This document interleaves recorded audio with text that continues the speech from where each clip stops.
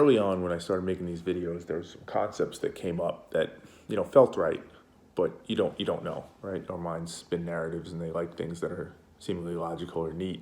But there's a few that have kind of withstood the test of time, and as they've been pressure tested, as I'd like to think my mathematical logic has improved, their impact, their usefulness is only grown. And one of the cases that I think that exists is this idea of when you're dealing with bad actors, when you're dealing with people who don't play by the rules, right? And as a quick aside, but a relevant aside, I think in an ideal world, what you start to realize is that we're pre-programmed in a lot of ways to do things that are more self-serving, at the expense of other people. It feels like more of a zero-sum game. And we're pre-wired for that to some extent. And, I've talked about that in other videos, so I won't get into it here. But what you're ultimately asking people to do is to go against that wiring a little bit, to go against what's instinctual for them and so natural. And that's fucking hard. So a lot of the stuff I talk about is how do you do that? How do you even recognize what the right path is? How do you have the mental toughness to actually go forward and do the thing you don't have to do for the greater good, right? Those types of things.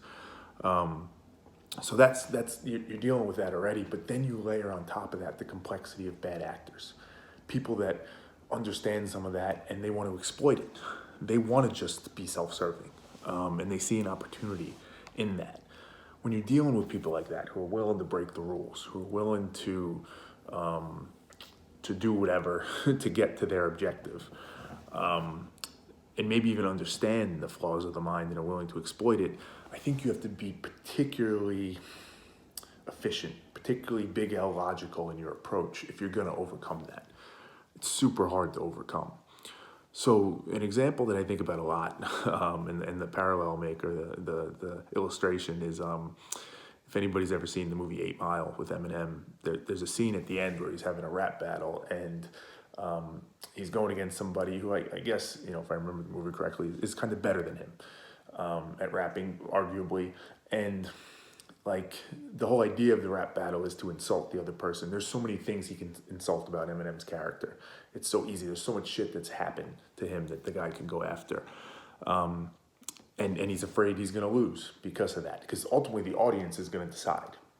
They're going to hear it and they're going to decide, who wins and loses. So what Eminem ends up doing is he actually says all the stuff about himself that the other guy would say, right? He takes the power away from it because he says it first. He admits it. Yeah, this is true, right? I live in a trailer park, or my best friend slept with my girlfriend, whatever it was, right? The embarrassing stuff that was going to cause the audience to think, oh, look at this guy. He built credibility to some extent. He was so brutally honest that the power it would have had over him was lost. And I think there's a parallel to that when you're dealing with bad actors. They're willing to do and say anything. They're willing to lie.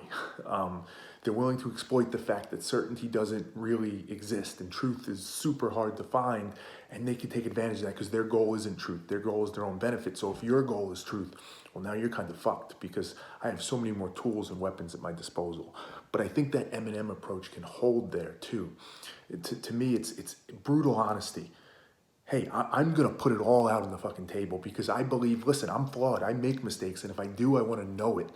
And so I'm going to put it out there to find out, right? And by and large, I'm confident in the fact that I haven't done anything to manipulate people or trick people. So I am literally willing to put it all out there. I'll lay it out there just like Eminem did. Here's the shit I messed up. Here's the things I did wrong. How about you?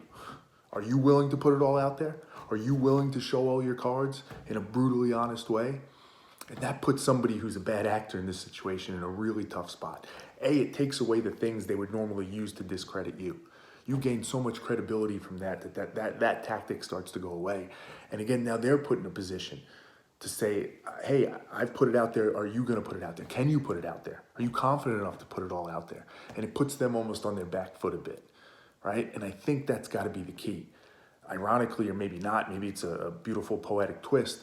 The answer to all the manipulation and the lies and the make pretend facts and all the things that are out there, it's just brutal honesty. But it's that hard fucking honesty because we have to be honest with ourselves first before we can be honest with anybody else. So you have to identify, what is this stuff? What is the stuff that I actually am not doing right? What is the stuff where I could be better? So I could put all that out there and get that credibility. Put that person on the back foot. But you have to do that hard work first, but then you get an amazing benefit, I think, from it.